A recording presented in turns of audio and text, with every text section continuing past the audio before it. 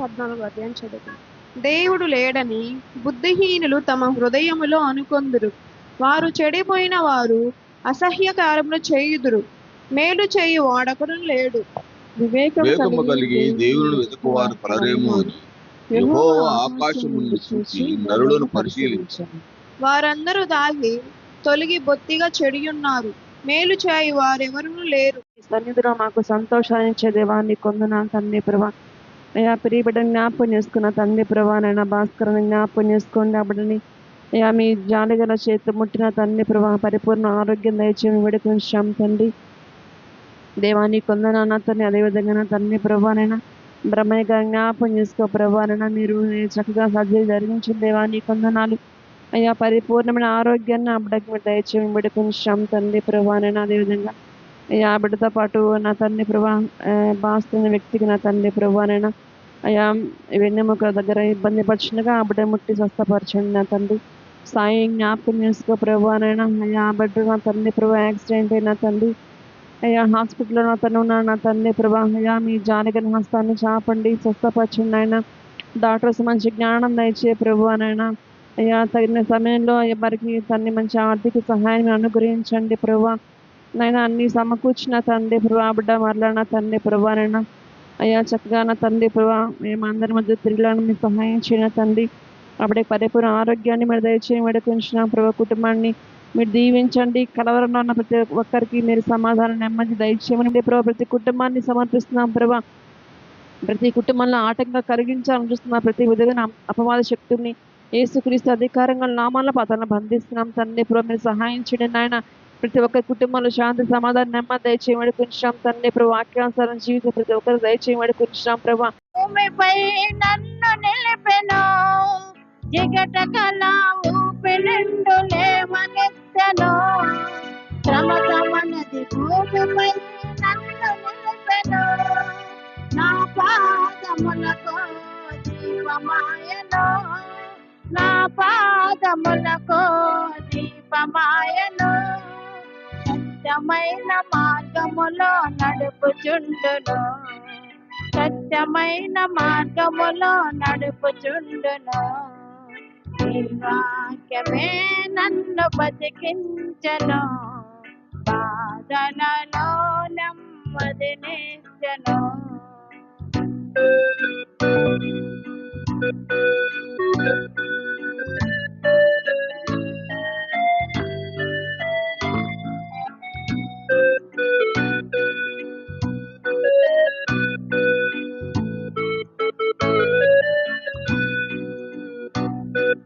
పాల వంటిది జుట్టు తేనె వంటిది, నా జీవము మహామధురమైనది. పాల వంటిది జుట్టు తేనె వంటిది, నా జీవము మహామధురమైనది. మేలిని బంగార కన్న మిన్నాయినది, మేలిని బంగార కన్న మిన్నాయినది. రత్నరాశుల కన్నా కోరదగినది, రత్నరాశుల కన్నా కోరదగినది. నీ వాక్యమే నన్ను బతికించెను, బాధలలో నెమ్మదినిచ్చెను.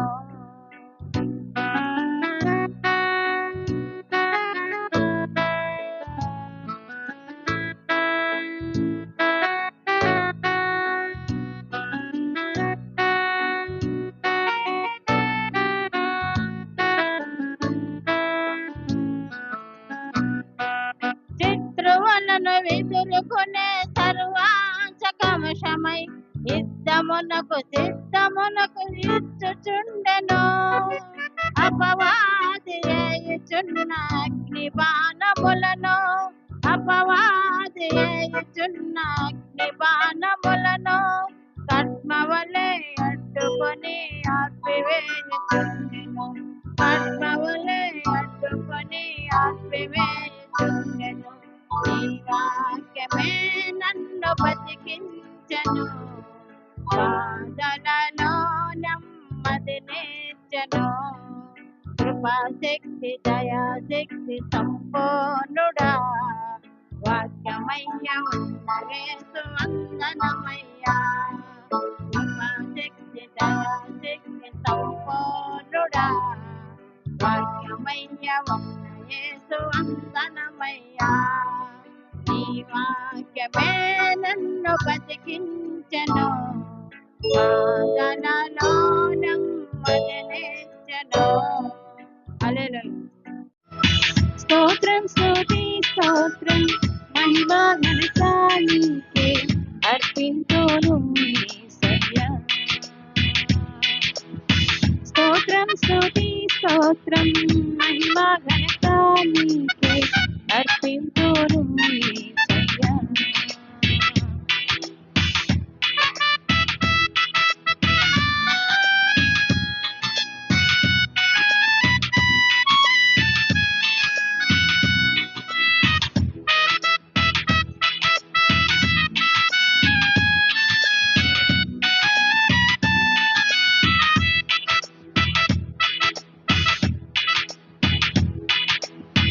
బాధ కలుగు సమయములో నాకు తోడై నిలిచి కష్టనష్టాలను నాకు నిందరించి బాధ కలుగు సమయములో నాకు తోడై నిలిచి కష్టనష్టాలను నాకు నిందరించి నన్ను ధైర్యపరచి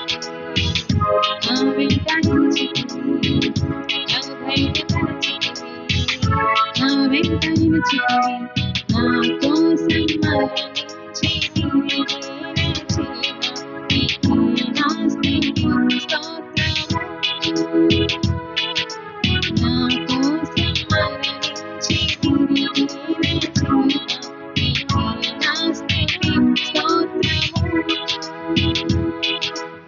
స్తోత్రం స్తుతి స్తోత్రం మహిమా ఘనత నీకే అర్పింతును యేసయ్యా స్తోత్రం స్తుతి స్తోత్రం మహిమా ఘనత నీకే అర్పింతును యేసయ్యా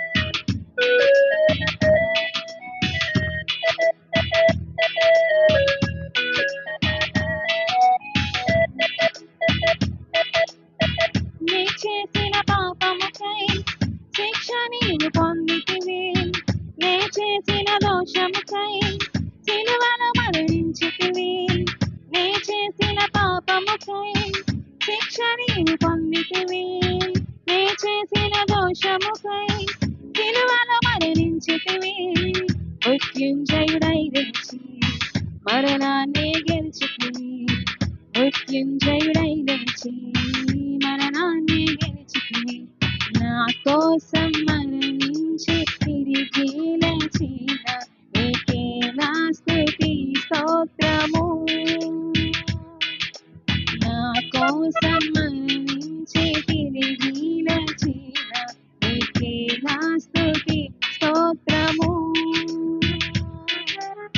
స్తోత్రం స్తుతి స్తోత్రం మహిమా ఘనత నీకే అర్పింతును యేసయ్యా స్తోత్రం స్తుతి స్తోత్రం మహిమా ఘనత నీకే అర్పింతును యేసయ్యా నా కోసం మరణించి తిరిగి లేచిన నీకే నా స్తుతి స్తోత్రము నా కోసం మరణించి తిరిగి లేచిన నీకే నా స్తుతి స్తోత్రము స్తోత్రం స్తుతి స్తోత్రం మహిమా ఘనత నీకే అర్పింతును యేసయ్యా స్తోత్రం స్తుతి స్తోత్రం మహిమా ఘనత నీకే అర్పింతును యేసయ్యా పరిశుద్ధుల తండ్రి నైనా గడిచిన కాలం కూడా నేను ఎంతగానో మిక్కులుగా ప్రేమించి ప్రభువా తండ్రి ఈ యొక్క రోజున నాయన దినము నా తండ్రి నైనా పాపులమైన మమ్మల్ని నా తండ్రి ప్రభు యేసు సజీవంగా నైనా మీ యొక్క కుటుంబంలో నిలిపినందుకు వేలాది కోట్లాది కృతజ్ఞతలు చెల్లించుకుంటున్నాం ప్రభువ తండ్రి. ఎదుగునైనా ఈ యొక్క సాయంకాల సమయంలో ప్రభు యేసయ్య జ్ఞాపకం చేసుకోండి ప్రభు. కూడి వచ్చిన మమ్మల్ని అందరూ కూడా జ్ఞాపకం చేసుకోండి ప్రభు. ఏ బిడ్డ ఏ బాధలతో ఏ వేదనతో ప్రభు యేసే వచ్చిందో మాకైతే తెలియదు కానీ నైనా ప్రతి హృదయాన్ని నీవు ఎదిగిన దేవుడు ప్రభు యేసయ్య. అయ్యా ఇదిగో వాక్యం చెప్పే దాసుని ప్రభు యేసయ్య అయినా మీ యొక్క కృపలో భద్రపరచండి ప్రభు తండ్రి. ఏ వాక్యం అయితే ప్రభు యేసయ్య మా హృదయానుసారంగా మాట్లాడుకు సహాయం చేయమని కృప చూపించమని శ్రేష్టరాముని ప్రార్థించాడు వేడుకుంటున్నాం పరలోకమున్న మా తండ్రి. ఆమేన్. మన దేవుడి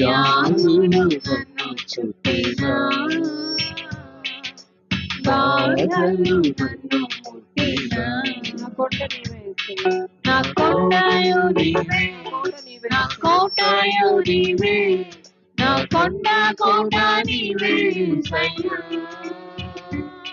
నా కొండయు నీవే, నా కోటయు నీవే, నా కొండ కోట నీవే సయ్యా.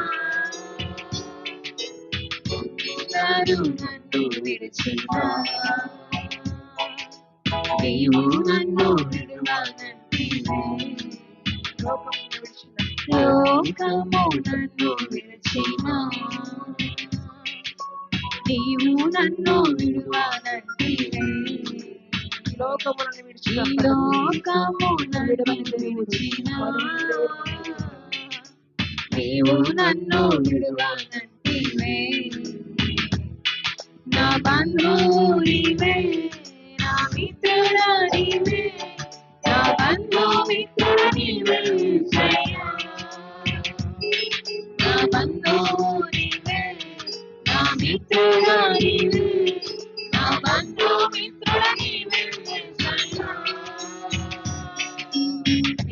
అందరూ నన్ను విడిచినా నీవు నన్ను విడువనంటివే. నీవు నిన్ను నమ్ముకొంటివి, నీవు నన్ను విడువనంటివే. నీవు నిన్ను నమ్ముకొంటివి, నీవు నన్ను విడువనంటివే. నా తోడు నీవే, నా నీడ నీవే, నా తోడు నీడ నీవే సయ్యా.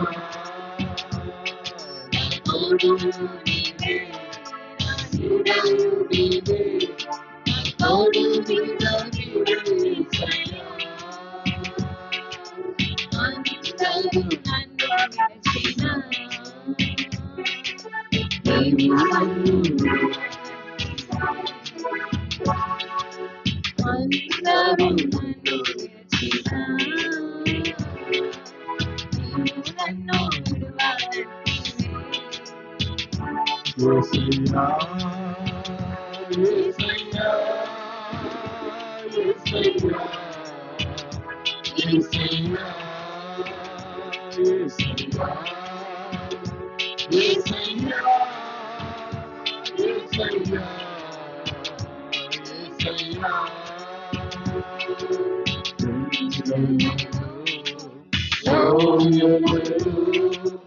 అలులను ఎడారులను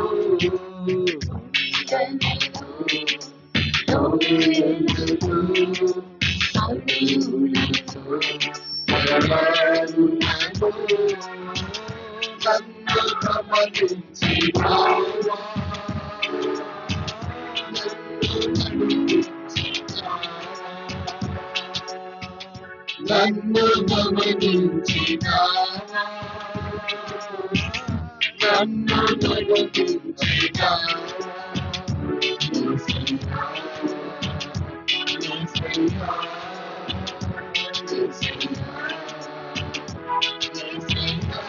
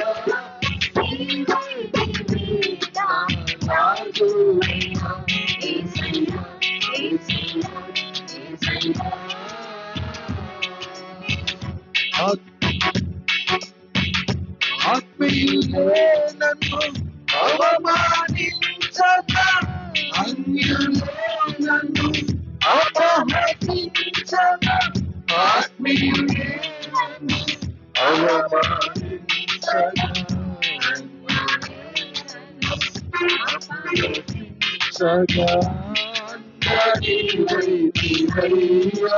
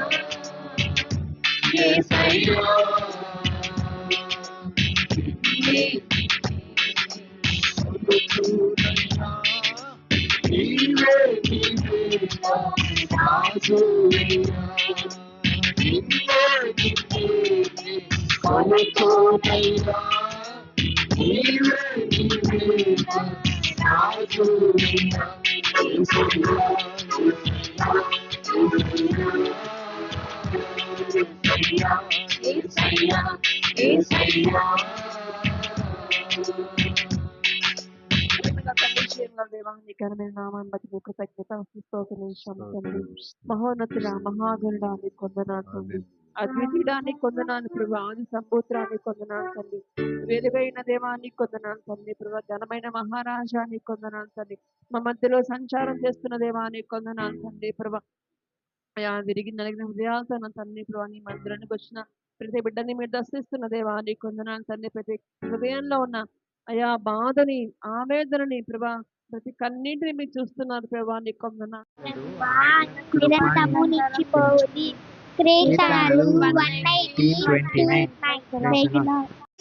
సరికొత్త గీతి పాడి ప్రభు యేసుకు స్తుతి పాడుచు మేమారాధన చేస్తాం.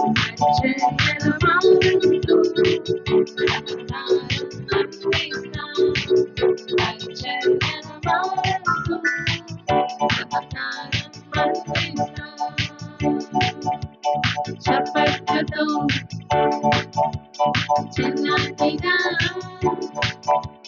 స్తోత్రముతో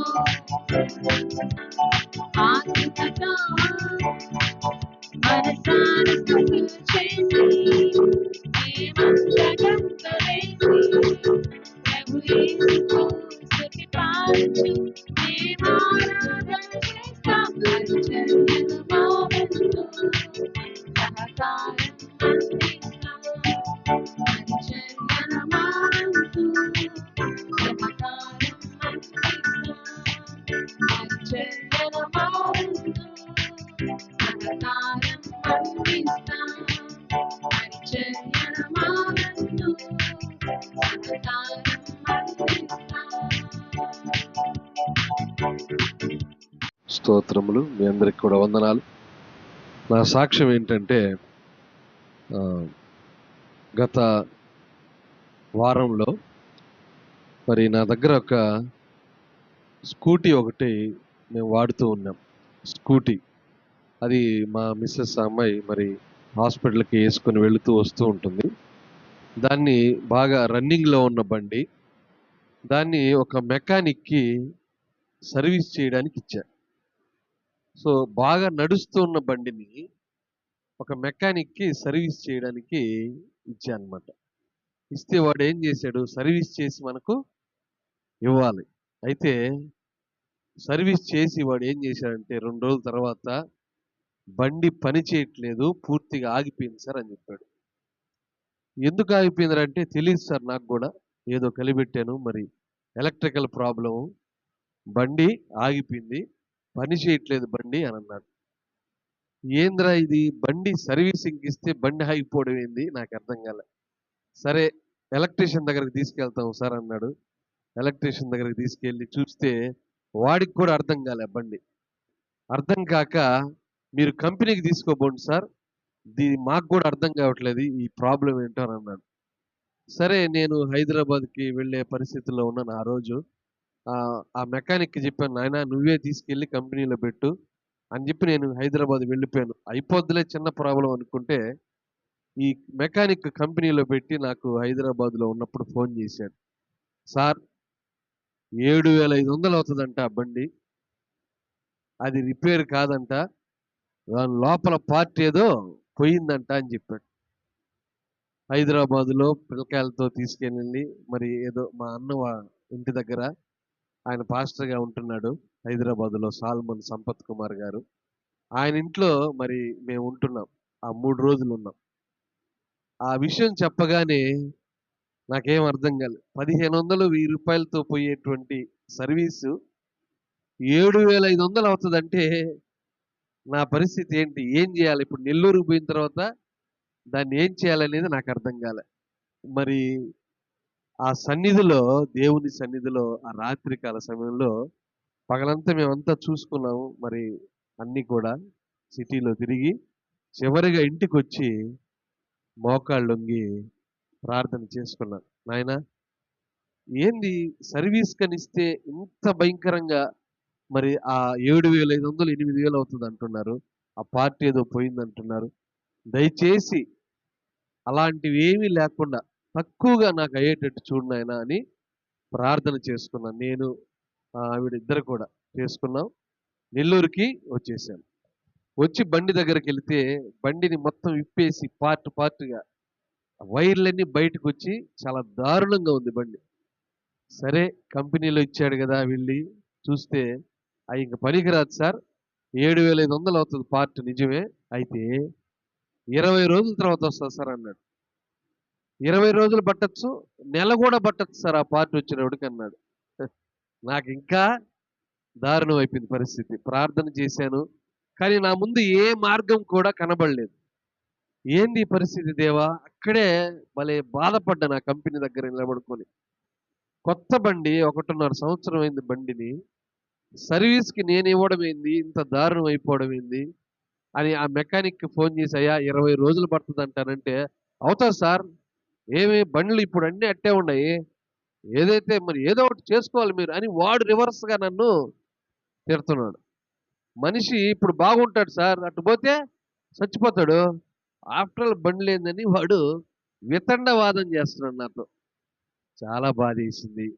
అటు ఇంట్లో చెప్పుకోలేను, భార్యకి చెప్పుకోలేను, ఆ అమ్మాయిని బాధ పెట్టలేను, నన్ను నేనే బాధ పెట్టుకొని మనసులో బాధపడుతూ ప్రార్థన చేసుకొని, సరే ఏదేమైనా నేను బండి ఎక్కడైతే కొన్నానో అక్కడే తీసుకెళ్ళి దీన్ని ఇచ్చేద్దామని, అయ్యా నాకు ఏ కంపెనీ వద్దు, నేను బండి ఎక్కడ కొన్నానో అక్కడే ఇచ్చేస్తాను, దీన్ని వాళ్ళే రిపేర్ చేసుకుంటారు అని అన్నీ బిగిచ్చేయమని చెప్పి వాడికి బిగిచ్చేసి ఆ బండిని తీసుకొని వెళ్ళి నేను ఎక్కడైతే కొన్నానో అక్కడ పెట్టాను. అక్కడ ఒక సేవకురాలి బిడ్డ, ఒక అమ్మాయి ఉంది, ఆ అమ్మాయి పేరు ప్రేమ. ఆ అమ్మాయి చూడగానే నన్ను అన్న ఏంటి ప్రాబ్లం అనేది, అమ్మా ఈ బండి ఏదో ప్రాబ్లం ఉంది, స్టార్ట్ కావట్లేదు నాయన అని చెప్పా. మీకు ఎందుకన్నా నేను చూపిస్తానులే మెకానిక్తో మాట్లాడని ఆ బిడ్డ చూపించి మొదటి రోజు పెట్టుకొని 2వ రోజు నాకు ఫోన్ చేసింది, అన్నా మీ బండి రెడీ అయిపోయింది, మీ బండి రెడీ అయిపోయింది, వచ్చి తీసుకోండి అని. నాకేం అర్థం కాలే. 20 రోజులు పడుతుంది బండి, 7,500 అవుతుంది అని చెప్పినట్టు అదే కంపెనీ వాళ్ళు, అవతల వాళ్ళు ఆ విధంగా చెప్తే, ఈ అమ్మాయి అన్నా బండి రెడీ అయిపోయింది, చాలా తక్కువ అమౌంట్ మీకు అయింది, మీకేం ఇబ్బంది లేదు, వచ్చేసేయండి అనింది. చూస్తే ఎలక్ట్రికల్ ప్రాబ్లం ఉంది, అది మేము సరి చేసాం సార్, రూపాయలు లోపలే మీకు అయిపోద్ది అన్నాడు. నాకు అసలు ఏమీ అర్థం కాలేదు. దేవుని కార్యాలు ఎలా ఉంటాయో కళ్ళారా నేను ఈ వారం రోజులు చూశానండి. చాలా బాధపడ్డాం మేమిద్దరం. 1.5 సంవత్సరం అయింది ఆ బండి కొని. తను ఆ బండి వేసుకొని హాస్పిటల్కి వెళుతూ వస్తుందన్నమాట మా మిస్సెస్. చేతులారా నేను కంపెనీలో ఇమ్మంటే నేను వేరే మెకానిక్ ఇచ్చాను, అనవసరంగా పాడు చేసాం బండినని మేమేం ఆలోచించామంటే, పోనీ ఆ బండి లేకపోతే దాన్ని అమ్మేద్దాము, వాళ్ళకే కంపెనీ వాళ్ళకి ఇచ్చేద్దాంలే, 10,000 20,000 ఇస్తారేమో పోనీ అనేటువంటి స్థితికి దిగజారిపోయాం. కానీ ఏదో చిన్న ఆశ, దేవుడు చేస్తాడులే అనే ఆశ. అయితే మా ముందున్న పరిస్థితులన్నీ ప్రతికూలంగా ఉన్నప్పటికీ దేవుడు ఆ కార్యం చేసి ఈరోజు బండిని స్టార్టింగ్లో ఉండి చక్కగా ఒక 1000 రూపాయలే అవి బండికి తీసుకొని వచ్చి ఇంట్లో పెట్టుకున్నాం, చక్కగా నడుస్తుంది. ఈ కార్యం దేవుడు చేసిన దానికి నేను అక్కడ ప్రార్థన చేసి సాక్ష్యం చెప్తాను నాయనా, ఆ బండిని నాకు చక్కగా అప్పగిస్తే నేను సాక్ష్యం చెప్తానని హైదరాబాదులో అనుకున్నాను. అదే విధంగా దేవుడు నాకు సహాయం చేశాడు. కానీ నా పరిస్థితులు అయితే ఏది నాకు పాజిటివ్గా లేదు. బండి అవుతుందనేది నాకు నమ్మకం లేదు. కానీ దేవుని మీద నమ్మకం ఉంచి అడుగేశాను. దేవుడు ఇంకొక కంపెనీ వాళ్ళతో మాట్లాడి వారిని సరిచేసి చక్కగా నా బండిని రిపేర్ చేశాడు. అంటే ఇది చిన్న సాక్ష్యం మీకు అనిపించవచ్చు, కానీ విశ్వాసానికి ఒక చిన్న పరీక్షలాగా నేను అనుకున్నాను దాన్ని. దేవుడు నాకు చేసిన ఈ కార్యాన్ని బట్టి మీ అందరి ముందు సాక్షిగా నిలబడాలని, దాని గురించి చెప్పాలని నేను అనుకున్నాను. దేవుడు నాకు ఇచ్చినటువంటి ధన్యతను బట్టి వందనాలు. వాళ్ళు తెలియజేస్తున్నాం. దేవుడు మనందరికీ మరొక ఆదివారం దినాన ఆయన సన్నిధిలో చేరి ఆయన స్తుతించడానికి, గణపరచడానికి, ఆయన ఆరాధించడానికి మనకి ఇస్తున్నటువంటి ధన్యతను బట్టి దేవునికి కృతజ్ఞతాస్తుతులు చెల్లిస్తున్నాం. ఇంగ్లాండు దేశంలో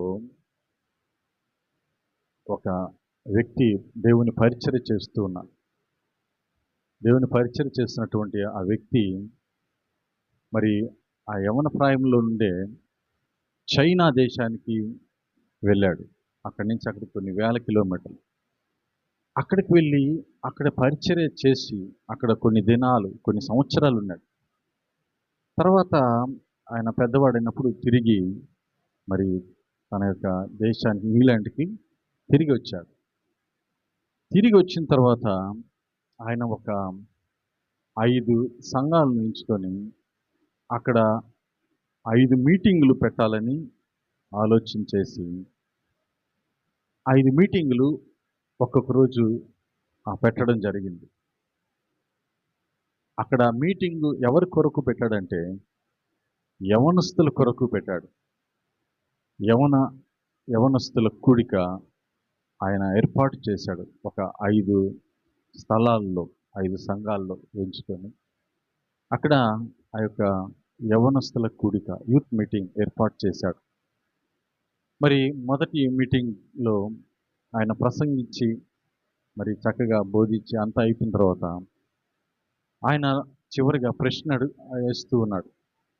చైనా దేశంలో సువార్తను ప్రకటించటానికి యవ్వనస్తులు కావాలి, మీలో ఎవరన్నా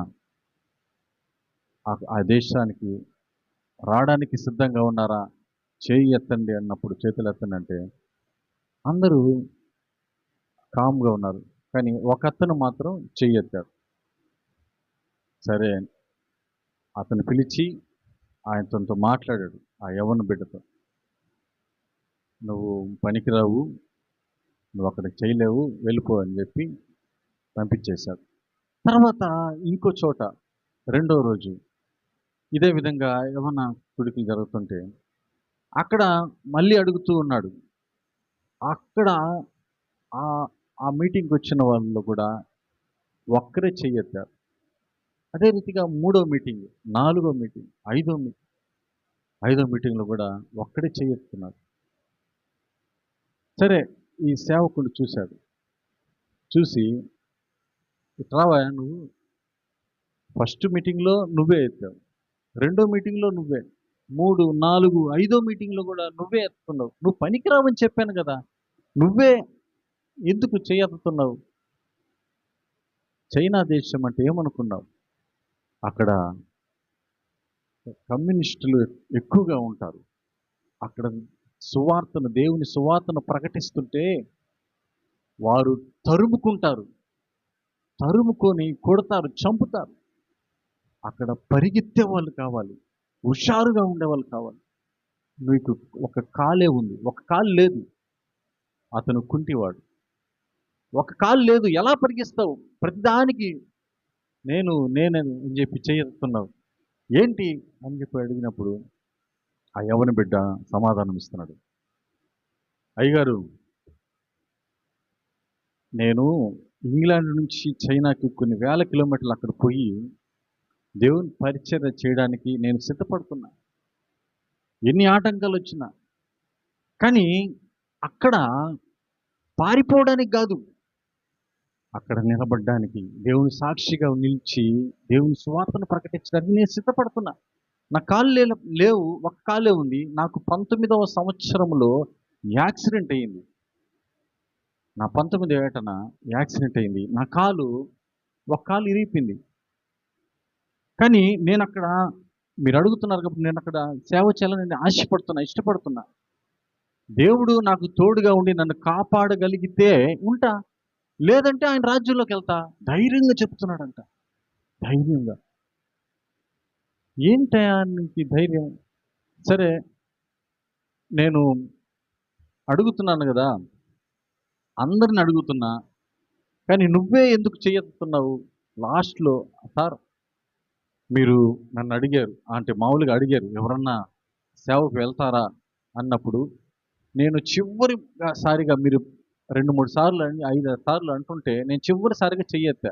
అంటే 2 కాళ్ళు ఉన్నటువంటి వారు ఎవరన్నా చెయ్యి ఎత్తుతారేమో అని నేను చూస్తూ నాకు చెయ్యెత్తాను. 2 కాళ్ళు ఉన్నవారు ఎవరన్నా ఎత్తారేమో, ఎవరన్నా దేవుని సువార్తను ప్రకటిస్తారేమో, ధైర్యము కలిగి ఉంటారేమో, భయపడినటువంటి వారు ఉన్నారేమో, చూద్దాం అని నేను చూశాను. కానీ అన్నీ బాగున్నటువంటి వ్యక్తులు ఎవరు కూడా చెయ్యెత్తలేదు. నాకు ఒక కాలు లేకపోయినా ఒక కాలు ఉంది, నన్ను పంపించండి, నేను వెళ్ళి ధైర్యంగా సువార్తను ప్రకటిస్తాను. నేను చనిపోయినా పర్వాలే, నేను క్రీస్తుకి సాక్షిగా నేను నిలబడతా, నేను సువార్తను ప్రకటిస్తా అని ఆయన చెప్పినప్పుడు ఆ సేవకుడు చాలా, మరి అతను చూసి ఎంతగానో ఇష్టపడి, ఆ సేవకుడి పేరు హడ్సన్ టైలర్ అనేటటువంటి సేవకుడు ఆ యవన బిడ్డను పిలుస్తున్నాడు. ఆ యవన బిడ్డ మరి అతను అక్కడ పంపించినప్పుడు 1880వ సంవత్సరంలో అనుకుంటా, చైనాలో గొప్ప పరిచర్య చేశాడు. పరిచర్య చేసి 1400 మందికి బాప్తిసం ఇచ్చాడు ఆ యవన బిడ్డ, 1400 మందికి. అతని పేరు జార్జ్ పాట్. ఒంటి కాళ్ళ జార్జ్ పాట్, ఒకే ఒక కాళ్ళు ఉంటుంది. అతను ఆ ప్రదేశంలో, చైనా దేశంలో అనేక మంది క్రైస్తవులుగా ఉన్నటువంటి ఆ ప్రదేశంలో అతను సేవ చేసి 1400 మందికి సువార్తను ప్రకటించినాడు. చూడండి ప్రియమైన దేవుని బిడ్డలారా, మనకు 2 కాళ్ళు ఇచ్చాడు, 2 చేతులు ఇచ్చాడు, చెవులు, ముక్కు, నోరు అన్నీ ఇచ్చాడు.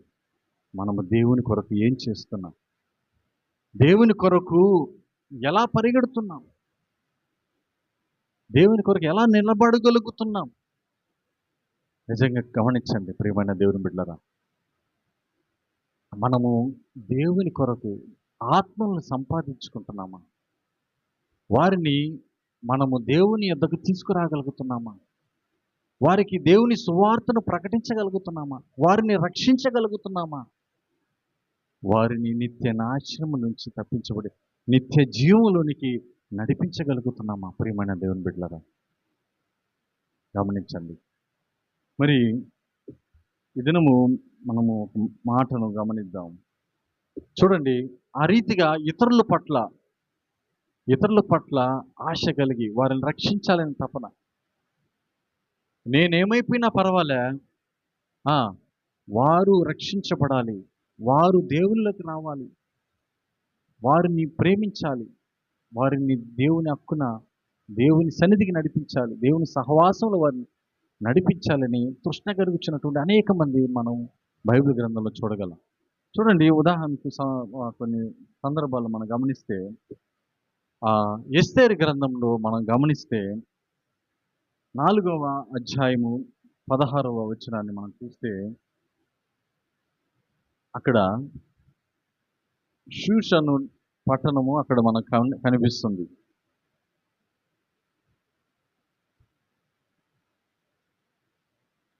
అక్కడ మనము గమనిస్తే 4వ అధ్యాయం 16 కింద చివరి భాగం మనం గమనిస్తే, నేను రాజు అంటే ఎస్తేరు మాట్లాడుతూ, నేను రాజు నద్దకు ప్రవేశించుదును, నేను నశించెదను, నేను నశించెదను. ఈ మాటను అనటానికి, ఈ మాటను ఎవరు అన్నారంటే, ఎందుకు అనాల్సి వచ్చింది, ఎవరి కొరకు అనాల్సి వచ్చింది, ఈ మాటలో ఉన్నటువంటి అర్థం ఏంటి, ఈ మాట బట్టి మనం ఏం తెలుసుకోగలం, ఏం నేర్చుకోగలం? చూడండి ప్రియమైన దేవుని బిడ్డలారా, ఎస్తేరు ఒక రాణిగా ఉంటున్నది. ఆమె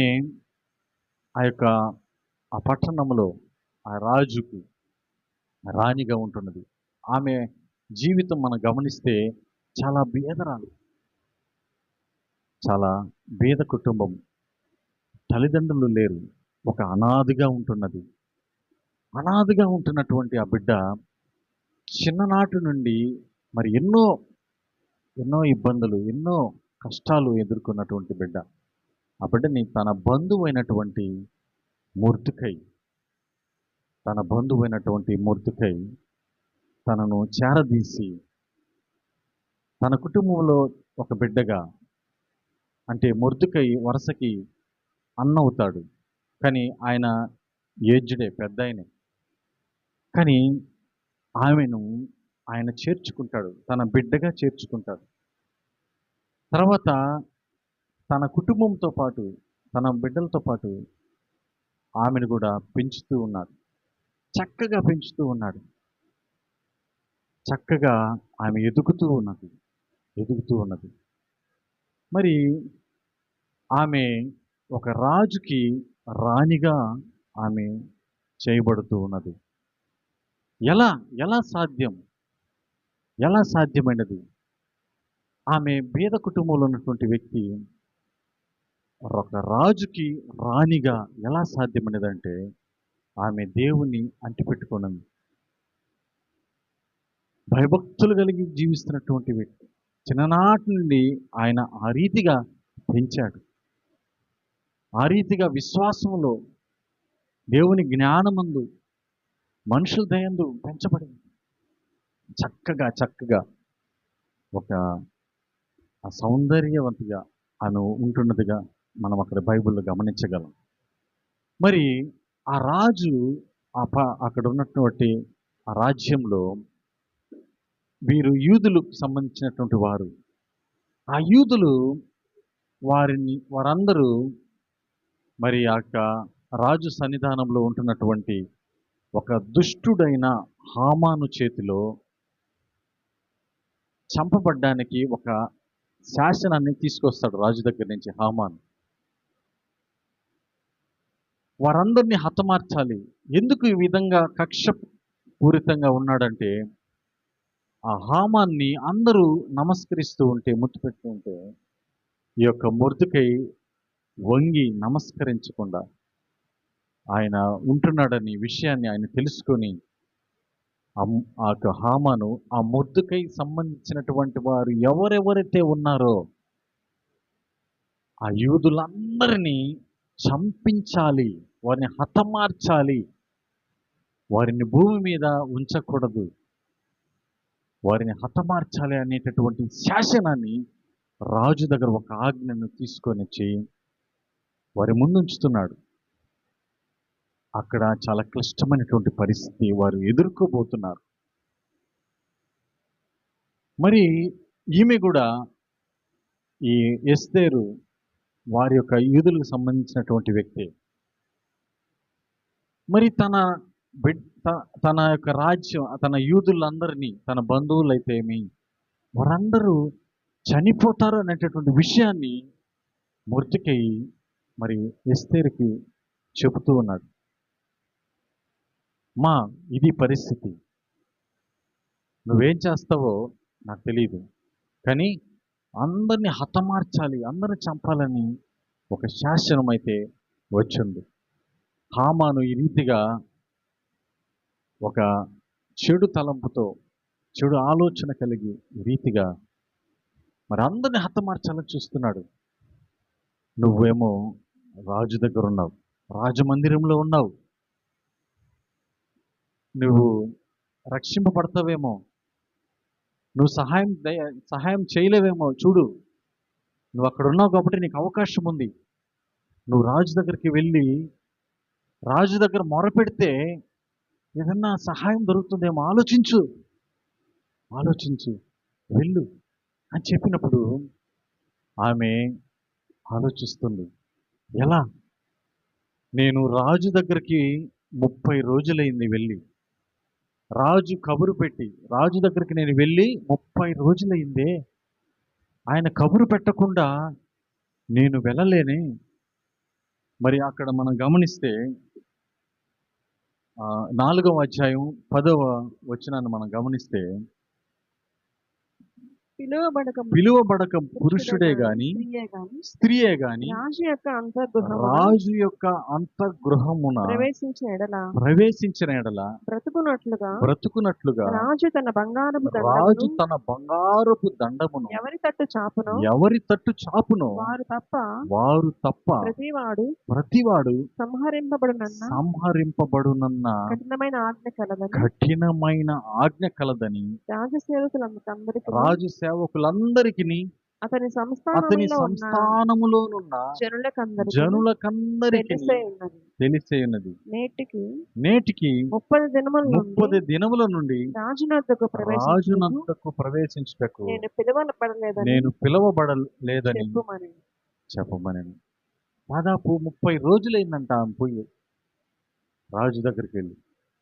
మరి ఈ సమయంలో నా ప్రజలందరికీ, దేవుని బిడ్డలుగా ఉంటున్నటువంటి వారందరి పక్షాన నేను వెళ్ళి ఇక్కడ జరుగుతున్నటువంటి ఆ ఘోరాన్ని, బలవంతమైనటువంటి ఆ ఆజ్ఞ, ఏదైతే శాసనాన్ని హామాను సృష్టించాడో దాని గురించి చెప్పడానికి నేను వెళ్ళాలంటే చంపుతాడేమో. ఆయన ఆజ్ఞ లేకుండా ఏ స్త్రీ, ఏ పురుషుడు కానీ వెళ్తే ఏమవుతారంట? నిలువన చంపబడతారని ఆజ్ఞ కూడా ఉందండి. మరి ఎలా సాధ్యం? ఎలా? ఆలోచిస్తూ ప్రియమైన దేవుని బిడ్డలారా, ఇలాంటి సమస్యలు మనకు కూడా వస్తుంటాయి. మనం పనిచేసే దగ్గర, మన కుటుంబం దగ్గర, మన ఇళ్ళ దగ్గర అనేక మంది అన్యుల మధ్య మనం ఉంటాం. కొన్ని క్లిష్టమైనటువంటి పరిస్థితులు మనకు ఎదురవుతున్నప్పుడు ధైర్యంగా ఉండగలుగుతున్నారా? భయపడుతూ బిత్తరగా పిరికి తనముతో భయంగా ఉంటున్నారా? ప్రియమైన దేవుని బిడ్డలారా, దేవుని బిడ్డలు ఎక్కడున్నా ధైర్యము కలిగి ఉండాలి.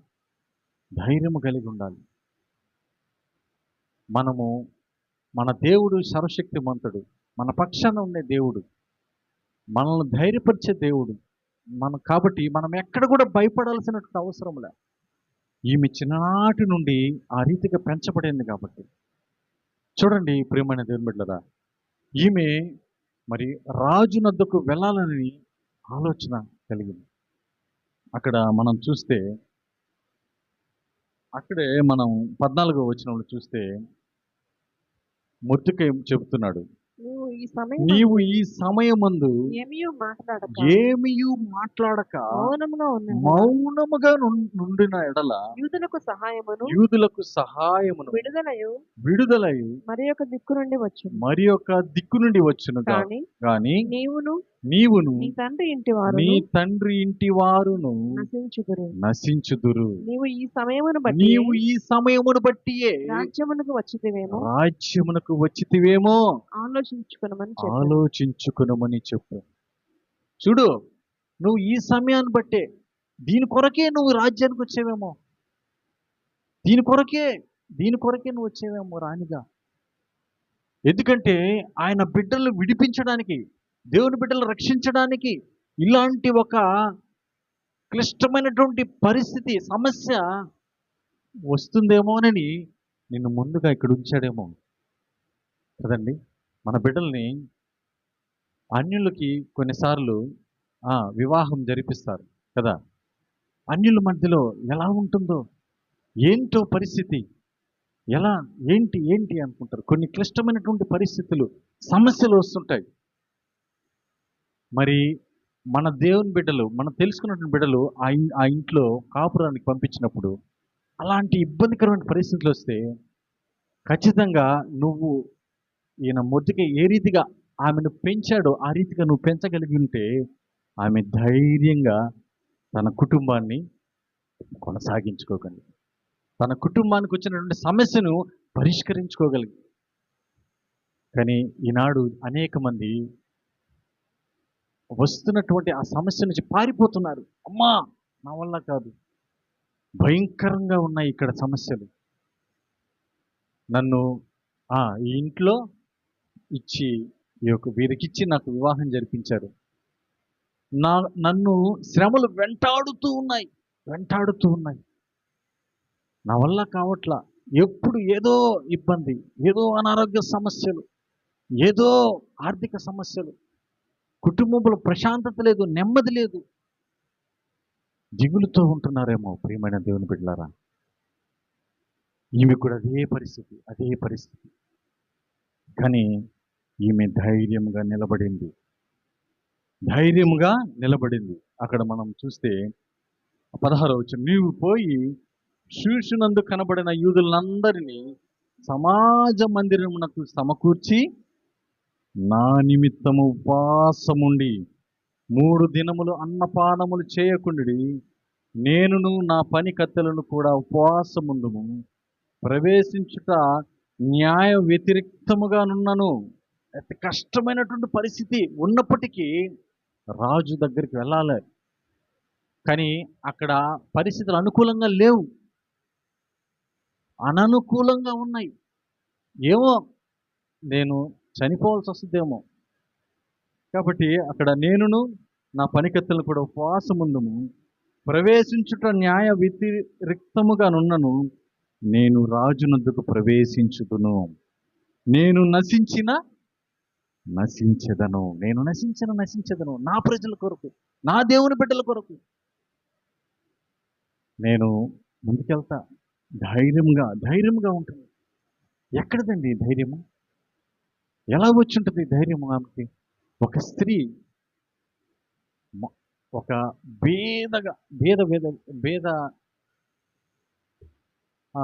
పేద కుటుంబానికి చెందినటువంటి స్త్రీ పెరిగి పెద్దదయ్యి మొర్దెకై ద్వారా పెంచబడి దేవుని గురించినటువంటి అనేక విషయాలు తెలుసుకొని ఆమె ఆ యొక్క రాజుకి రాణిగా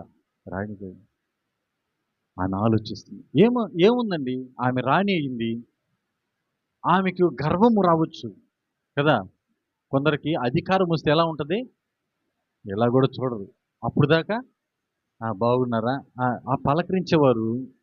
కొంచెం అధికారం వస్తే అటు ఇటు కూడా చూడరు. ఎట్టుంటారండి కొందరు అధికారులు, చూసి చూడకుండా గమ్ముగా ఒరే మనం అనుకుంటాం, ఒరే మొన్నటి దాకా బేకారుగా ఉన్నాడు, ఏదో ఆ ఉద్యోగం వచ్చేసరికి నిలబడడం లేదు, కింద చూడడం లేదు, పైన చూపులు ఏడున్నాయంట, పైనే ఆయన మనం దొరకడలేవు, ఆ టైపుగా అయిపోతుంది. కానీ ఈమె ఒక రాణిగా ఉంది. చూడండి ఆమెలో ఆ క్లుప్తంగా కొన్ని లక్షణాలు మనం గమనిస్తే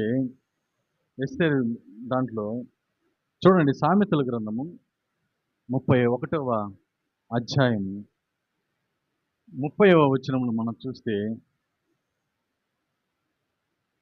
అందము మోసకరము, సౌందర్యము వ్యర్థము, యెహోవా యందు భయభక్తులు కలిగిన స్త్రీ కొనియాడబడును. యెహోవా యందు భయభక్తులు నిజంగా ఆమె ఆ భయభక్తులు కలిగినటువంటి స్త్రీగా ఉంటున్నది. కాబట్టి ఆమెకున్నటువంటి ఆ సౌందర్యం అయితే ఏమి, ఆ యొక్క ఆ హోదా, అవన్నీ కూడా ఆమె దాని మీద మనసు పెట్టడం లా. దాని మీద మనసు పెట్టడం ఇంటికి భయభక్తులు కలిగి ఉంటున్నది. కాబట్టి ఇంకా మనం చూసే సామెతలు గ్రంథం 14వ అధ్యాయము 26లో మనం ఒక మాటను గమనిస్తే, యెహోవా యందు భయభక్తులు కలిగి ఉండుట ఏమొచ్చిందంట, బహుధైర్యము పుట్టించును. ధైర్యం. ఈమెకి ఆ ధైర్యం ఎలా వచ్చిందంటారు? భయభక్తులు కలిగి. ఈరోజు నీకు ధైర్యం ఉందా? ధైర్యంగా నిలబడగలుగుతున్నారా? నువ్వు పనిచేసే దగ్గర, మీ ఇంటి దగ్గర ధైర్యముగా నిలబడగలుగుతున్నారా? భయంగా ఉంటున్నారా? బిత్తర చూపులు చూస్తున్నారా? ఈ బైబిల్ మందిరాన్ని తీసుకురావాలంటే భయం. అమ్మా ఏమనుకుంటారు కదా?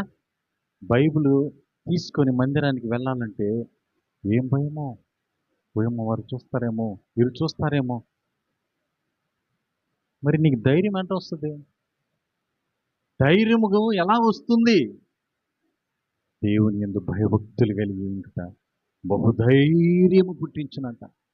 ఎస్తేరు ధైర్యము ఎలా వచ్చిందంటే ఆమె భయభక్తులు కలిగినటువంటి స్త్రీగా ఉన్నది కాబట్టి ఆమెలో అంత ధైర్యం. రాజు దగ్గరికి వెళ్ళాలనే ధైర్యం. ఏమైనప్పటికీ నేను వెళ్ళాలా. అదే పేతురు రాసినటువంటి మొదటి పత్రిక 3వ అధ్యాయం 3-4లో మనం గమనిస్తే,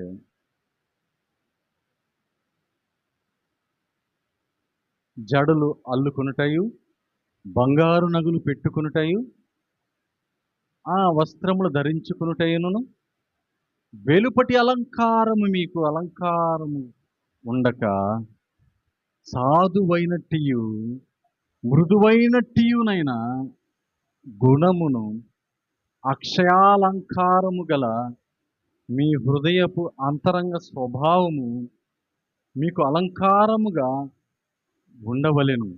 అది దేవుని దృష్టికి మిగుల విలువ కలిగినది. దేవుని దృష్టికి మిగుల విలువ కలిగింది ఏంటి? జడలు, ఆ నగలు. ఈమె దేవుని దృష్టిలో మిగుల విలువ కలిగినది. ఎందుకంటే రాణిగా ఆమెకున్నటువంటి హోదా, ఎన్నో ఆభరణాలు ధరించి ఎన్ని ఉన్నప్పటికీ ఆమె సాధువైనట్టు మృదువైన స్వభావముతో దేవునికి ఇవ్వాల్సినటువంటి స్థానాన్ని ఇస్తూ ఆమె ఏం చేసింది? ముందుకు కొనసాగుతుంది.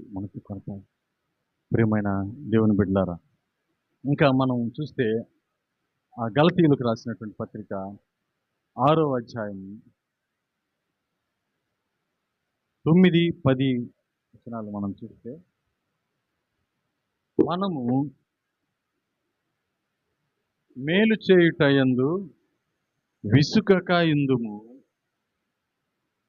మనము అలయక మేలు చేసితిమేని తగిన కాలమందు పంట కోతుము.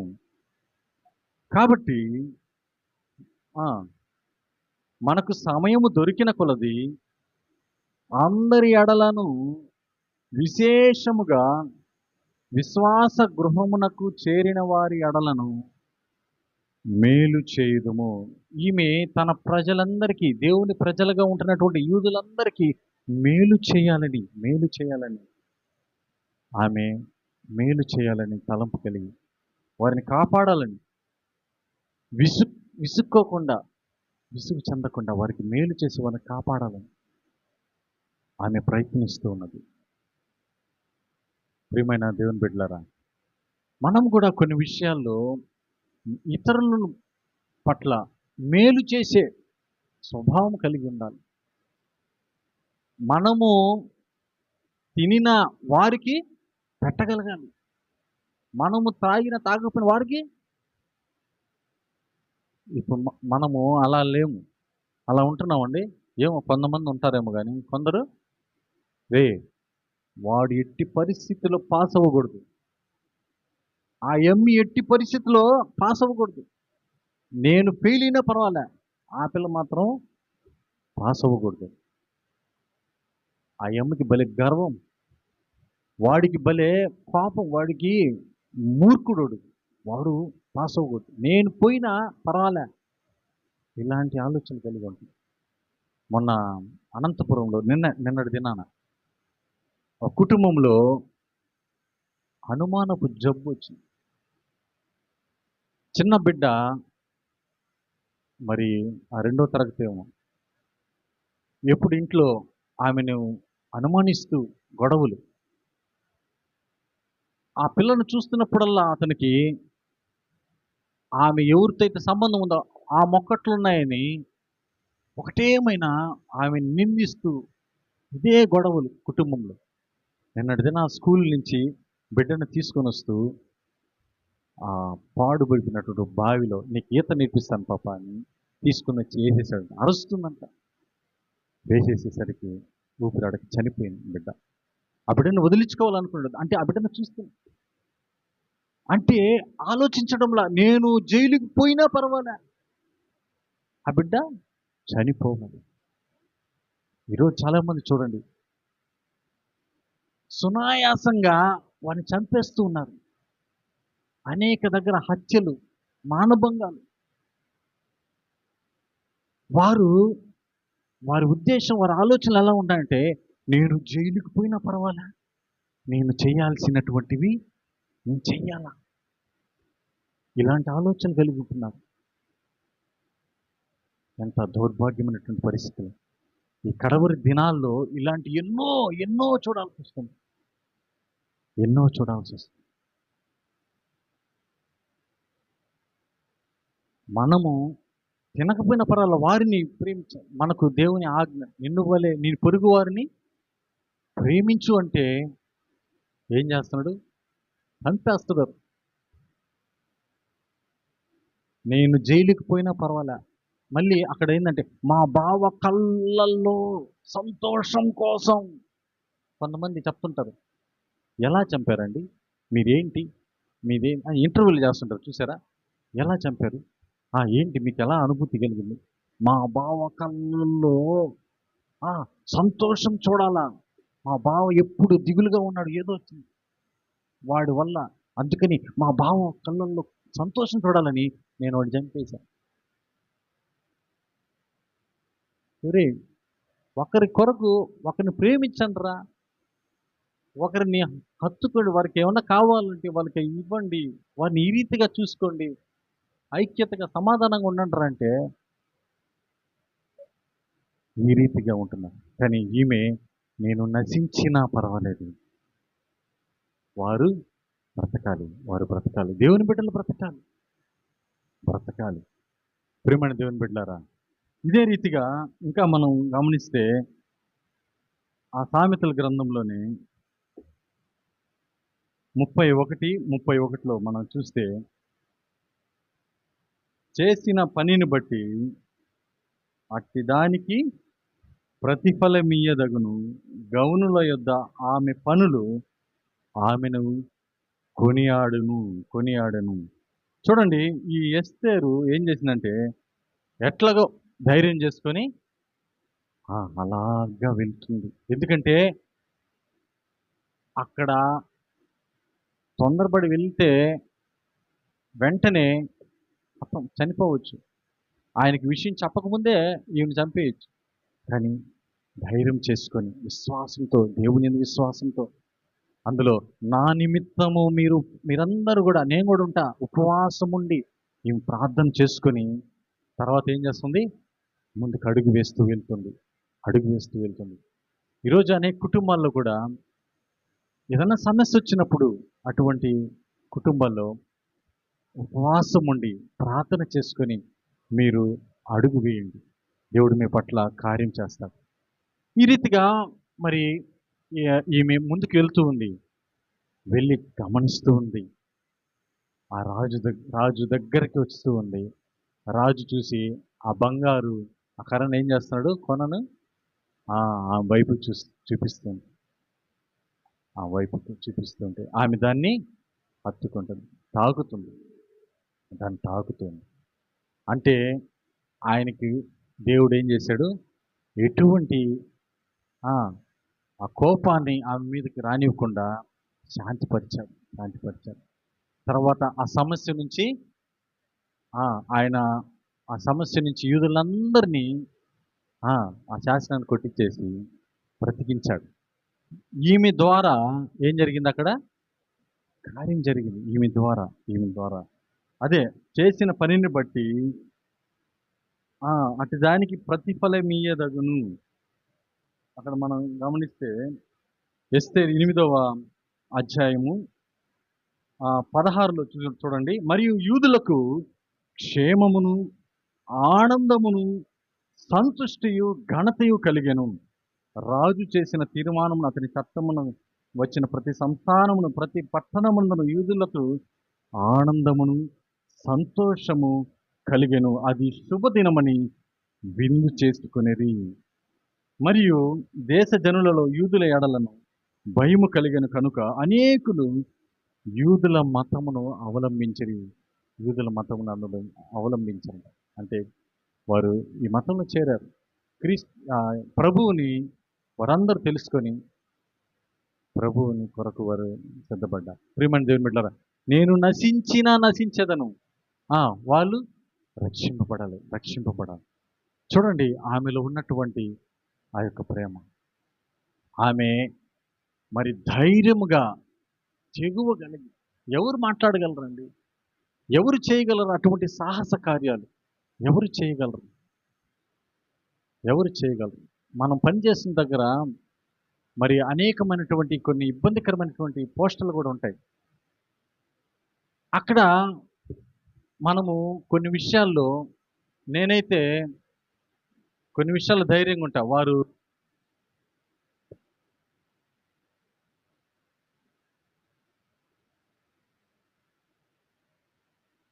నాకు వద్దు, దయచేసి ఇప్పుడే కాదు ఎప్పుడు కూడా నా వద్దకు తేవద్దు, నాకు అక్కర్లేదు, నేను తీసుకోనండి, ప్లీజ్ దయచేసి వద్దు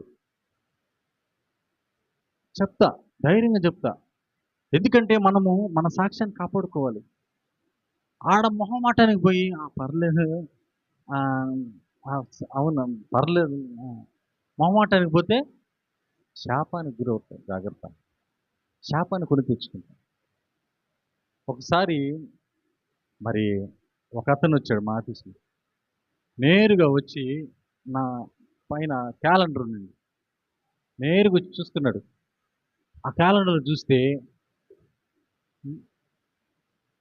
అదే ఈ స్థలం ముందు చేయబడు ప్రార్థన మీద నా కనుదృష్టి నిలుచు, అలా రెఫరెన్స్ ఉన్నాయి.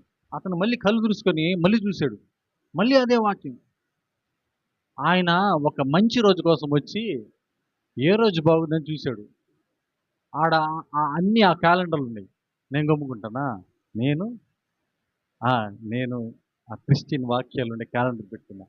అతనికి అర్థం కాల, ఎతుకుతున్నాడు ఇంకెక్కడన్నా ఉందని. ధైర్యంగా ఆడున్నాయి, తెలుగు క్యాలెండర్లు ఉన్నాయి, కానీ వాటి మధ్యలో నేనేం చేశాను? ఆ వాక్యాలు ఉన్నటువంటి క్యాలెండర్లు పెట్టా. అతను చూసి వెంటనే 2 చేతులు ఎత్తి పెట్టి ఇతనేసి వెళ్ళిపోయాడు.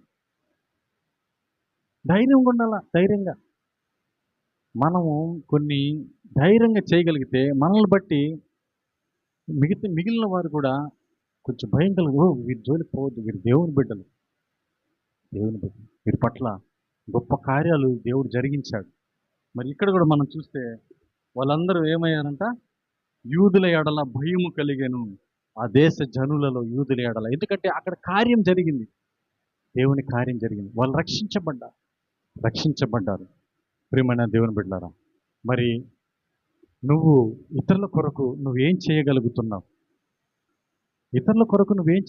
నువ్వు పని చేస్తున్న దగ్గరలా, నువ్వు ఉంటున్నటువంటి కుటుంబం దగ్గర నువ్వేం చేయగలుగుతున్నావు? చూడండి, ఇంకొక సందర్భాన్ని, ఒక మాటని గమనించి చూపించి ముగిస్తా. నిర్గమకాండము 32వ అధ్యాయము, 32వ అధ్యాయము 32వ వచనాన్ని మనం చూస్తే, అక్కడ ఆ, చూడండి, గమనించండి. సీనాయి పర్వతం మీద మరి మోషే వెళ్ళి దేవునితో మాట్లాడి ఆ యొక్క ఆజ్ఞలు, అది 10 ఆజ్ఞలు రాసి ఆ పలకలు తీసుకుని వచ్చిన ఈ లోపలే వీరేం చేశారు, వారికి ఉన్నటువంటి ఆ బంగారం వాటన్నిటిని ఏం చేశారు, అన్ని సమకూర్చి కాల్చి ఒక దూడని, బంగారు దూడని తయారు చేసేసారు. దానికి పూజిస్తూ ఉన్నారు, ఒక విగ్రహాన్ని చేసి పెట్టి. మరి వారు చేసినటువంటి ఆ పనిని బట్టి దేవుడికి ఏమొచ్చింది, కోపము రగిలినట్టే కోపం వచ్చేసింది. నేను మోషే నువ్వు పక్కకి జరుగు, వీరిని నేను నాశనం చేస్తా, వీరందరినీ చంపేస్తా, రా పక్కకు రా. మరి మోషే ఏమంటున్నాడు, 32లో చూడండి. అయ్యో అయ్యో నీవు వారి పాపమును నీవు వారి పాపమును ఒకవేళ పరిహరించుటివా లేని ఎడల నీవు వ్రాసిన నీ నీవు గ్రంథములో వ్రాసిన నీ గ్రంథములో నుండి నా పేరు తుడిచివేయమని బతిమాలుకొనుచున్నాను. బతిమాలుకొనెను. చూడండి, ఇశ్రాయేలు ప్రజల్ని ఐగుప్తు నుండి తీసుకొచ్చాడు, 30 లక్షల మందిని, వాళ్ళందరినీ మరి అనేక కిలోమీటర్ల మంది నడుచుకొని వచ్చి మధ్యలో ఏం జరిగింది, వారు ఈయన లేని సమయంలో వారు పాపానికి చోటిచ్చారు. భయంకరమైనటువంటి పాపం చేసేసరికి దేవుడికి వారి మీద కోపము రగిలిందంట. కోపం, భయంకరమైన కోపం. మరి వారందరినీ హతము చేయాలా, నాశనం చేస్తా, పక్కకు జరుగుంటే మోషే ఏమంటున్నాడు, అయ్యా కావాలంటే నీ జీవపు గ్రంథములో నా పేరు తుడిచేయి, వారు మాత్రం బ్రతికించయ్యా, వారిని కాపాడయ్యా.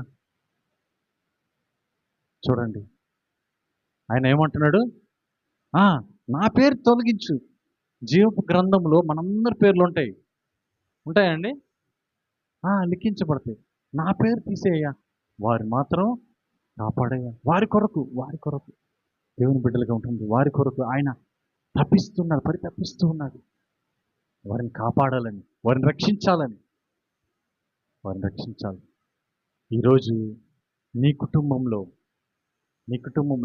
ఎవరైతే దేవుణ్ణి ఎరగకుండా, ఎవరైతే ఇంకా లోకంలో ఉంటున్నారో వారి నిమిత్తము నువ్వు దేవుని సన్నిధిలో మొరపెడుతున్నావా, దేవుని అడుగుతున్నావా, అయ్యా నేను, నా బిడ్డ, నా కుటుంబము, నా భార్య, నా భర్త, అందరూ కూడా దేవుని సన్నిధిలో ఉండాలి, దేవుని సన్నిధిని నేను అనుభవించాలి అని కోరుకుంటున్నారా?